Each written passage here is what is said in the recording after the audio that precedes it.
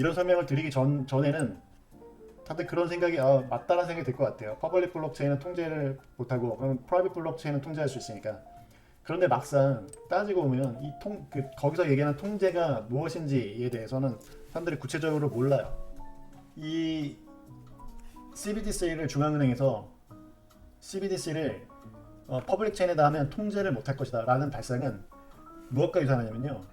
중앙은행이 여러분들 이제 이 블록체인을 인터넷과 유사하게 생각을 해보시면 좋을 것 같아요. 인터넷이시고요. 오른쪽이 블록체인이에요. 그러면 인터넷도 이렇게 서버가 여러 개 연결되어 있는 거고 블록체인도 이렇게 연결되어 있는 거예요. 굉장히 유사합니다. 인터넷과 블록체인은 그 자체가. 그래서 왼쪽은 인터넷. 자, CBDC를 퍼블릭 블록체인에다 올리지 않을 거다. 왜냐? 통제를 못하니까. 그런 얘기인데, 자, 그건 무슨 얘기랑 비슷하면 중앙은행이 인터넷에 홈페이지를 개설하지 않을 것이다. 이런 얘기과 비슷합니다. 자, 중앙은행이 인터넷에 홈페이지를 개설하게 되면 인터넷 프로토콜은 어때요? 인터넷 프로토콜은 이거는 퍼블릭이에요. 자, 그러니까 인터넷이라고 하는 부분은 공개 퍼블릭 네트워크입니다. 인터넷은. 자, 그런데 우리 중앙은행이 홈페이지가 없나요? 자, 여러분들 당장 지금 한번 브라우저나 아무나 꺼내서 타이핑해보세요. 한국은행 치면 한국은행 홈페이지 나와요. 자, 그러면 한국은행이 인터넷에 한국 홈페이지를 개설해서 운영을 하는데 그러면 이 홈페이지를 통제는 누가 하죠? 네, 한국은행이 합니다. 한국은행 홈페이지를 통제한다는 게 어떤 뜻일까요? 한국은행 홈페이지에 누군가가 접속을 통제하고 싶다 하면 할 수 있겠죠. 한국은행이 누구나 접속할 수 있게 만들려고 하더라도 할 수 있겠고, 아니면 특정하게 로그인한 사람만 할 수 있게끔 접근을 통제하겠다 그러면 하면 되겠죠. 이거는 인터넷 프로토콜의 문제가 아니라 여기에 구축한 한국은행이 구축한 이 홈페이지 및 한국은행 홈페이지라고 하는 어플리케이션의 관리의 문제예요. 마찬가지입니다. 퍼블릭 블록체인 위에 CBDC라는 걸 발행한다는 것은 이제 한국은행 또는 이 중앙은행이 이 말 그대로 여기다 이제 그 디지털 캐시를 디지털 커런시를 발행을 한다는 거지 않습니까? 그러면 이게 퍼블릭 블록체인이든 프라이빗 블록체인이든 어디다 발행을 하든 이 한국은행이 절대적으로 다 통제를 할 수 있는 거예요.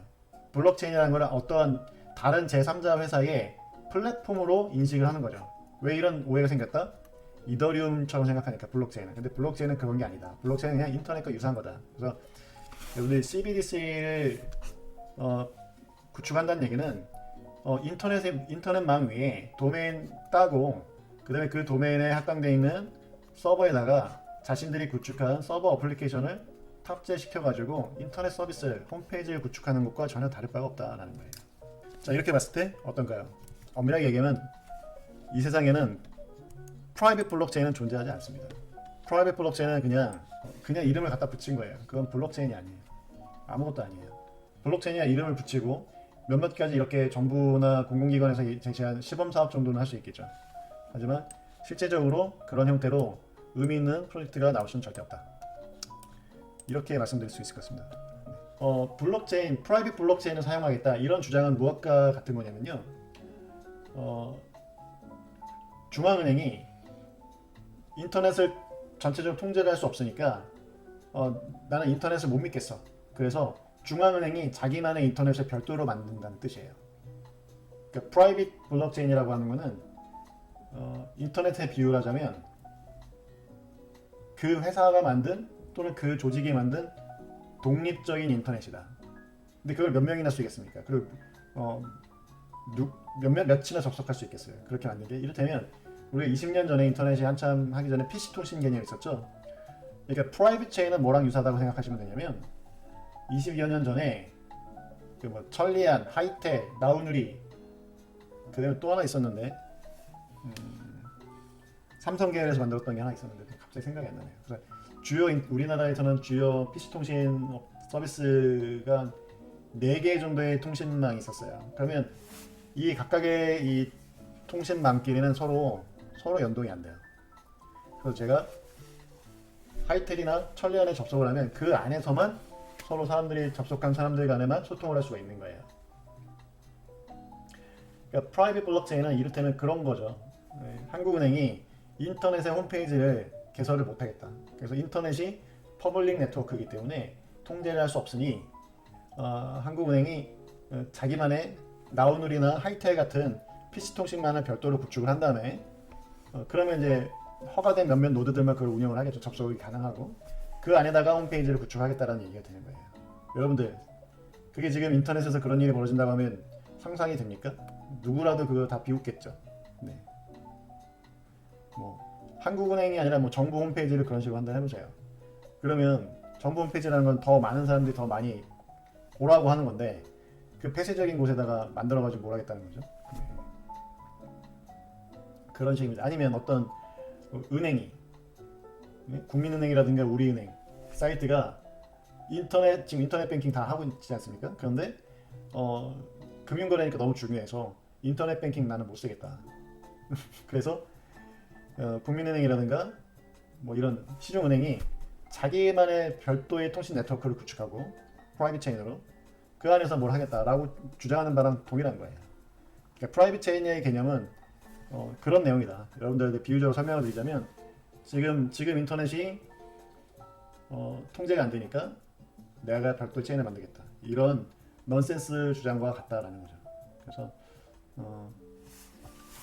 이런 설명을 드리기 전에는 다들 그런 생각이 맞다라는 생각이 들 것 같아요. 퍼블릭 블록체인은 통제를 못하고 그럼 프라이빗 블록체인은 통제할 수 있으니까. 그런데 막상 따지고 보면 거기서 얘기하는 통제가 무엇인지에 대해서는 사람들이 구체적으로 몰라요. 그 부분도 사람들이 이제 이 퍼블릭이고 프라이빗을 떠나서 그냥 블록체인에 대해서 잘못 이해하는 게 출발점이 거기인데 이를테면 프라이빗 체인이라고 하더라도요. 어쨌든 사회적인 그 법규는 지켜야 될 거 아닙니까? 그죠? 그러면 블록체인 상에서 발생되는 어떤 트랜잭션은 그 거래 당사자들 간의 일종의 계약 문서입니다. 그리고 그 계약 문서를 블록체인 위에 올려서 게시하는 것 뿐이에요. 자, 그 블록체인 위에 게시가 되었든 안 되었든 계약 문서는 계약 당사자들이 들고 있으면 어떻게 될까요? 그거는 법적인 효력이 있는 거죠. 모든 사람들이 이 탈중앙화라는 말이 마치 탈법, 초법률이라고 하는 잘못된 견해를 갖고 있습니다. decentralized. 그래서 어떠한 중앙의 누구의 통제도 받지 않는다라고 해서 초법적인 것 같아요. 법과 도덕을 다 무시하고 마이너들이 채택한 게 그냥 그 자체가 진실이다. 마이너들 간의 다수결로 설정한 어떤 값이 그냥 진실이다라는 그런 착각을 불러일으키는 거죠. 거기에도 이더리움류가 한몫을 했죠. 왜냐하면 이더리움류에는 트랜잭션이 원래 비트코인처럼 원본 트랜잭션이 그대로 저장되는 저장 용도가 아니라 어플리케이션 형태로 캡슐라이즈가 돼서 그냥 소프트웨어 안에 블랙박스화된 어떤 시스템 내에 그냥 상태 관리가 되는 거예요. 버추얼 머신 안에서. 그렇게 되니까 이게 안에 말 그대로 하나의 그냥 폐쇄적인 시스템처럼 보이는 거죠. 이 시스템과 소통하는 걸로 블록체인을 이해하는 거예요. 그러니까 결국은 뭐냐면 이 시스템이 어떤 상태를 지니고 있느냐가 최종적인 오라클 역할을 하는 거죠. 그러니까 어떤 특정한 정보의 최종 결과값을 전체 이더리움에 비유하자면 이더리움이라고 하는 이 시스템의 상태값으로 표현이 된다는 거예요. 그러니까 모든 게 이 이더리움이라고 하는 플랫폼의 종속적인 의미를 갖게 되는 거죠. 그게 무슨 P2P입니까? 그거는 하나의 신축단지, 우상을 섬기는 거죠. 이더리움이라는 하나의 플랫폼 시스템을 우상처럼 섬기는 일이에요. 나머지는 다 거기랑 인터랙션을 하면서 나의 데이터를 받아주세요. 받아주면 오케이인 거고, 여기서 다수결에 의해서 튕겨내버리면 이게 진실이다 하더라도 얘가 안 받아주면 나는 포기해야 되는 이런 수동적이고 피동적, 이게 무슨 P2P입니까? 자, 블록체인은 그런 게 아니라 노드 네트워크는 단지 이 노드 네트워크의 존재에 무관하게 그보다 먼저 당사자 간의 거래에 의해서 합법적으로 거래의 합법성을 확인할 수 있는 이 트랜잭션이 노드 네트워크에 브로드캐스트가 되고 실질적으로 채굴이 돼서 저장이 되든 안 되든 그거는 별건의 문제인 거죠. 거래 당사자가 이미 합의를 통해서 트랜잭션을 생성했으면 그 트랜잭션을 블록체인에 기록하지 않아도 당사자가 이 트랜잭션을 들고 있지 않습니까? 그러면 그 트랜잭션의 내용을 열어보면 뭐가 되죠? 그건 그냥 하나의 전자적 형태로 되어 있는 계약서일 뿐이에요. 이 계약서가 사람이 읽을 수는 없지만 다시 소프트웨어를 통해서 사람이 읽을 수 있는 방식으로 복원할 수가 있습니다. 자, 그런 관점에서 비트코인은 암호화가 안 되어 있다. 그래서 사토시 나카모토가 크레이그 라이트 박사님이 항상 얘기를 하죠. 암호화폐가 아니다. 왜? 비트코인은 암호화가 되어 있지 않다. 이 암호화가 되어 있지 않다는 뜻은 뭐냐면요. 트랜잭션을 열어보면 사람이 읽을 수가 없어요. 0011에서 암호처럼 보여요. 사람은 읽을 수 없는 굉장히 기계어로 번역되어 쓰여 있는 거죠. 자, 내가 전혀 모르는 언어는 암호처럼 보이지만 그 실제 암호는 아니라는 거죠. 그러니까 뭐냐면 제가 러시아어를 몰라요. 그러면 제 입장에서는 러시아 언어로 적혀 있으면 암호처럼 느껴지겠지만 러시아어로 적혀 있다고 해서 이게 정말로 암호인 건 아닌 거죠. 마찬가지입니다. 기계가 읽을 수 있는 기계어로 적혀 있을 뿐이에요. 블록체인의 트랜잭션이라고 하는 부분은. 그렇다고 해서 이게 암호화된 건 아니죠. 자, 그런 관점에서 비트코인의 트랜잭션은 암호화가 안 되겠다. 그래서 이건 암호화폐라는 말도 어폐가 있다라는 얘기예요. 자, 그렇기 때문에 이 블록체인의 트랜잭션은 열어볼 수가 있다. 있는 그대로 이거는 평문이다. 기계가 읽을 수 있는 언어로 번역이 되어서 저장되었지만 다시 사람이 읽을 수 있는 언어로 다시 번역이 가능하다. 그러면 번역하고 나면 뭐다? 그냥 사람과 사람의 계약 관계에 대해서 문서가 적혀 있고 거기에 서명이 있을 뿐이에요. 그럼 그건 뭐다? 이거는 이 문서 자체, 이 트랜잭션이 디지털 문서로서 그 자체로 그냥 법적 효력이 있다는 거죠. 이게 어디에 있던가 상관없이 내가 들고 있다고 해서 유효하고 남이 들고 있다고 해서 무효하면 이게 정확한 문서가 아닌 거죠. 이 문서는 그 문서 자체로 계약의 유효성을 증명하는 거예요. 그게 우리가 이 사회에서의 모든 법 시스템이 동작하는 원리인 거죠. 그렇게 해서 동작하는 게 블록체인인데 그거를 이해를 못하니까 그거를 이해 못하고 이게 마치 이더리움의 입속에 쏙 들어가고 나면 이제 그 안에서 다시 영영 다시 되돌아볼 수가 없죠. 이 트랜잭션 자체가 이더리움은 이런 이더리움 트랜잭션 자체가 그렇게 구성이 되어 있는 거죠. 애초에 CBDC는 불필요하다라는 견해를 갖고 있어요. 자, 그럼 뭐가 필요하다? DFT, 디지털 피아트 토큰이 있으면 된다. DFT가 있으면 사실 중앙은행은 CBDC를 할 필요가 없다. 계속 말씀을 드리지만 이미 그 홀세일과 리테일이 있죠. CBDC, 그러니까 중앙은행에서 시중은행까지의 CBDC가 있을 거고요. 그리고 시중은행을 통해서 실제로 이제 시중에 퍼져나가는 실제 현금, 종이나 주화로 구성된 실제 현금이 있을 건데 그 실제 현금 영역을 CBDC로 대체를 하고 싶은 거예요. 중앙은행은. 근데 그 부분은 이제 즉 리테일 쪽에 CBDC를 이제 해보자라고 하는 게 이제 추진되고 있는 건데 리테일 쪽 CBDC는 굳이 중앙은행이 할 필요가 없다. DFT가 그런 역할을 충분히 대신할 수 있다. 이렇게 의견을 드리도록 하겠습니다. 질문을 좀 몇 가지 받고 오늘은 1시간 안에 방송 한번 마무리 해볼게요. 전민영님은 오늘은 일하셨군요. 사전투표 하시고 일을 하셨군요.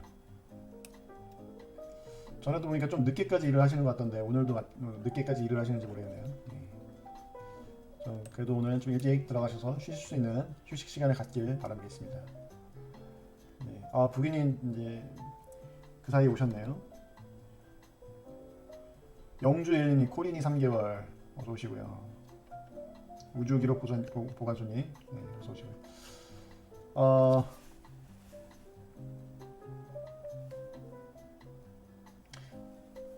위에 바코드님이 스몰블록 주창자들의 논리에는 그 이면의 자본과 대형 금융유통사 그리고 코파 협회를 조금만 관찰해도 왜 그렇게 BTC를 바보를 만들려고 했는지 알 수 있을 것 같은데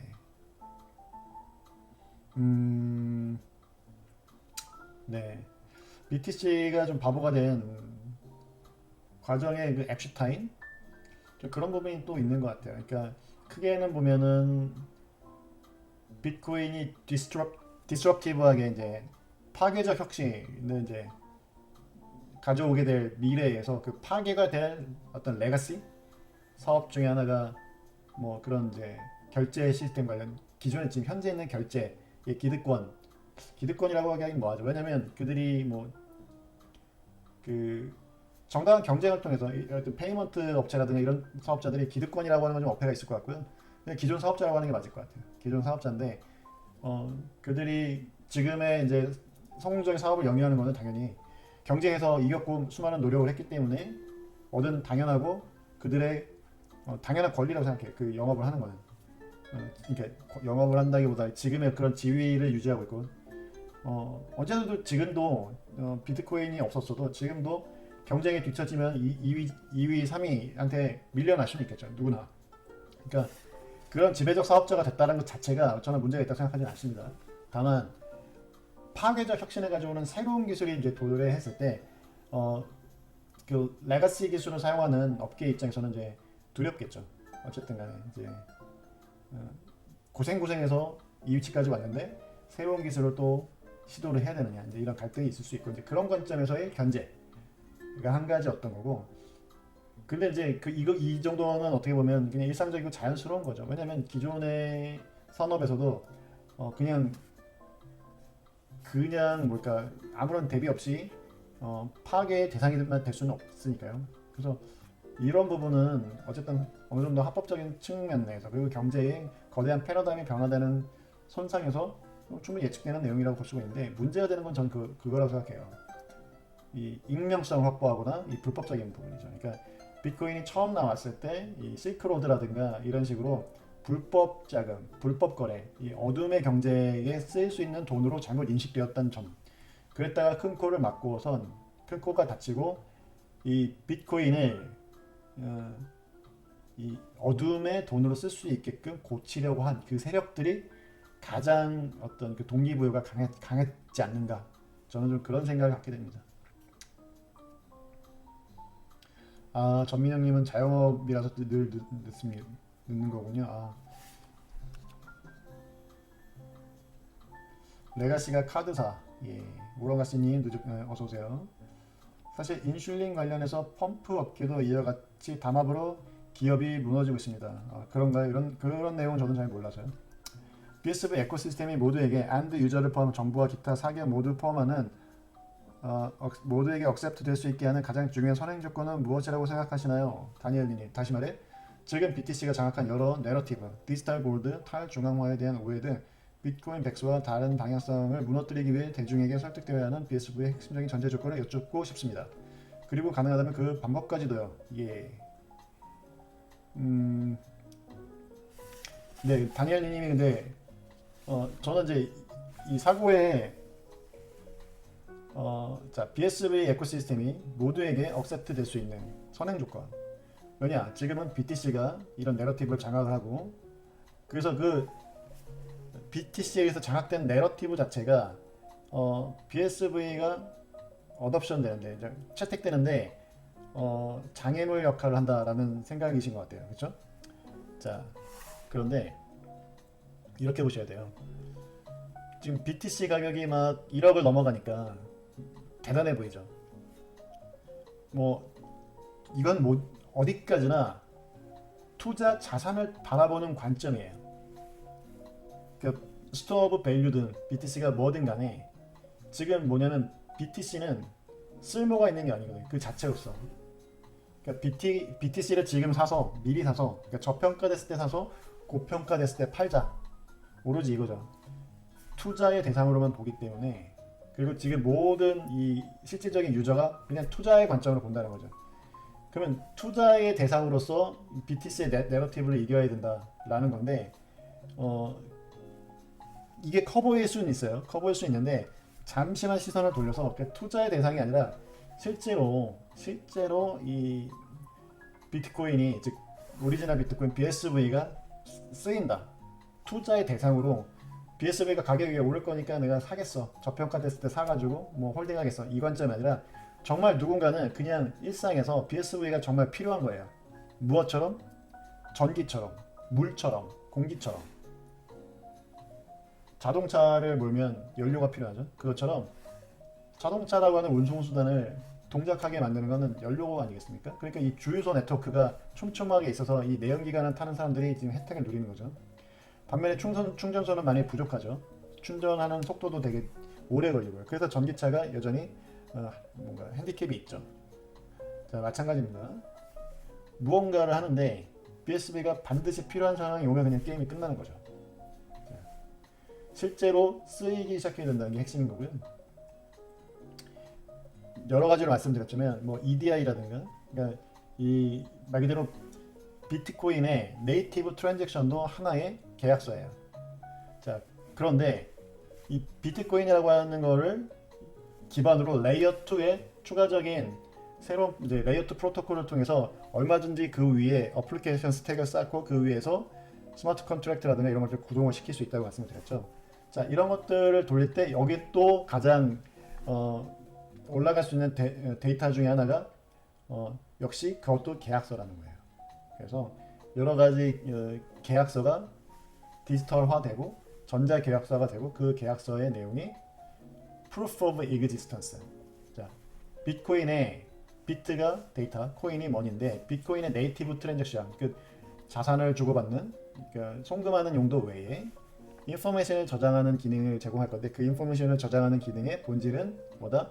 Proof of Existence. 어떤 전자문서가 특정 시점에 존재했었다라는 것을 가장 값싸게 증명할 수 있는 객관적인 그리고 객관적이고 접근 가능한 이 퍼블릭 블록체인이라고 하는 이게 공기처럼 존재하는 그러니까 퍼블릭 블록체인이라고 하는 거는 전 세계 누구에게나 공기처럼 존재하는 타임슬랍 같은 거예요. 그래서 제가 지금 이렇게 영상을 만약에 찍었어요. 그러면 이게 유튜브에서 제가 오늘 말고 지난번 방송에서 이 DFT라고 하는 것들을 이제 개념을 설명을 드렸죠. 그래서 DFT가 나중에 되게 유명해졌어요. 전 세계 모든 사람이 막 써. 근데 이 DFT라는 단어를 누가 만들었어? 라고 했을 때 그거 내가 처음 얘기한 거다. 얘기를 하려면 어떤 기록이 필요하겠죠. 그래서 유튜브에 내가 남겼으니까 유튜브에 증거가 있어. 마음 편하게 있었는데 유튜브가 5년 뒤에 망했어요. 자, 그럼 어떤 일이 벌어지죠? 증명할 수 있는 근거가 사라지겠죠. 자, 이때 비트코인이 역할을 할 수가 있는 거예요. 그러니까 이를테면 제가 그 처음으로 이제 그 DFT를 거론했던 영상을 통째로 해시를 해요. 그 해시를 하게 되면 256비트밖에 안 나오거든요. 굉장히 작은 데이터 조각으로 바뀌어요. 그러면 그 영상은 제가 유튜브 영상의 원본에 있으니까 원본은 저장한 거죠. 근데 유튜브 영상 원본을 저장했을 때 한계가 뭐냐면 그 영상이 실제로 그 시점에 2024년 4월 초에 촬영이 됐다라고 하는 부분을 증명할 수가 없습니다. 증명하기가 굉장히 어려워요. 자, 그때 어떻게 한다? 이 영상의 해시를 만든 다음에 이 해시를 블록체인이라고 하는 글로벌 타임슬롯에다가 이 해시를 딱 꽂아 넣으면 되는 거죠. 자, 그렇게 하면 저는 이 영상이 그 시간에 존재했었다라는 걸 그 시점을 증명할 수가 있는 거예요. 내용뿐만 아니라. 자, 이런 것들이 한두 가지 아니에요. 디지털에서는 모든 이제 이런 문제가 생기는 거고요. 아이러니하게도 사토시 형님이 이번에 재판에 진 이유도 본인이 사토시라는 증명을 블록체인을 이용해서 비트코인을 이용해서 거기다가 증거를 남겼으면 되는데 남기지 않았기 때문인 거죠. 왜냐면 사실은 처음에 거기서 도망칠 때는 스스로가 자기가 사토시라는 걸 숨기기 위해서 스스로 증거를 인멸했기 때문에 뭐 남기지 않은 게 이제 처음에 그 도망칠 때의 의도는 남기지 않는 게 의도였고요. 그때 너무 증거를 잘 지웠죠. 그러다 보니까 반대로 이제 증명을 해야 되는 이 아이러니한 상황이 왔을 때 챌린지를 받은 거죠. 특히나 이제 이 문서들이 작성된 시점이 백데이트가 됐다. 그래서 위변조된 것 같다라는 의심을 받고 그게 인용돼서 졌잖아요. 자, 그러니까 만약에 원본을 제대로 이제 관리를 못할 것 같았으면 이 블록체인의 타임슬롯에다가 그 문서의 해시값을 저장했었으면 이런 일이 안 생겼겠죠. 자, 이렇게 블록체인은 앞으로의 디지털 월드에서는 모든 게 전자 문서 그리고 시간 그리고 서명 이게 필요한 거거든요. 그거를 저장할 수 있는 플랫폼으로서 기능할 수가 있다. 자, 그런데 그 단초는 뭐다? DFT다. 지금은 비용을 전부 다 BSV 원래 것으로 내야 되니까 너무 힘든 거죠. 여러분들이 자동차를 탈 때 원유를 직접 주입해가지고 자동차 타는 경우는 거의 없죠. 자, 각 국가마다 그 커머디티 이제 그런 기름이나 이런 것들도 다 커머디티인데 사실 그 어떤 규격에 맞는 규격화 시켜가지고 뭐 휘발유, 경유 이렇게 해서 그런 것들을 주입해서 내연기관을 타는 거 아니겠습니까? 실질적으로는 이 BSV는 원유라고 생각하시면 좋을 것 같아요. 원유를 직접 하는 곳은 뭐 화학 대단히 뭐 중공업들 뭐 이런 데들. 그래서 뭐 플라스틱을 만든다는 원유로부터 추출해서 어떤 화공업체들.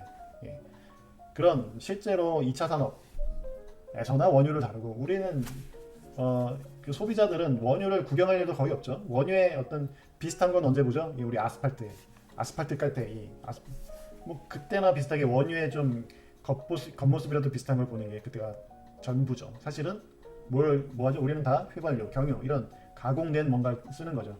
마찬가지로 BSV 원유 직접 쓸 일이 없고요. 우리는 그 위에서 동작하는 DFT 형태의 원화, 그러니까 DFT 규격에 따른 원화는 이제 온램프 오프램프 허들이 없기 때문에 충분히 확산이 가능하다 이렇게 생각을 하고 있습니다.